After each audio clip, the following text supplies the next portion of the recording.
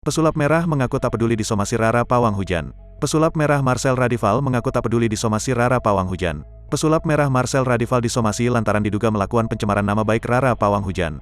"Ya udah biarin aja, kenapa emangnya," kata Marcel Radival atau biasa dikenal sebagai pesulap merah. Pesulap merah mengaku dirinya tak akan meminta maaf kepada Rara yang memberikan somasi padanya selama 3 kali 24 jam.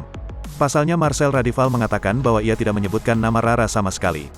Hal tersebut ia maksudkan untuk seluruh pawang hujan. "Ia gak tahu, minta maaf karena saya bongkar pawang hujan," tanya pesulap merah pada awak media. "Saya nggak nyebut nama dia juga, saya bahas itu enggak satu orang, bukan cuma bahas satu orang," lanjutnya. "Kayak saya bahas tisu kebakar, semua orang yang praktekan itu ya begitu caranya.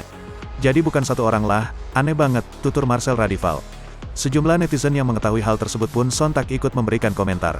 "Cuek ae bang, lanjut beraktivitas. Rara yang benar cuma adeknya Nusa, benar juga wakak Marcel gak pernah nyebut nama tapi kalau dia merasa tersinggung ya itu urusan dia. Mbak Rara kan pawang hujan kenapa gak kirim hujan aja ke rumah Marcel, trik marketing, biar dibenci, malah naik dapat pamor dan cuan," komentar warganet.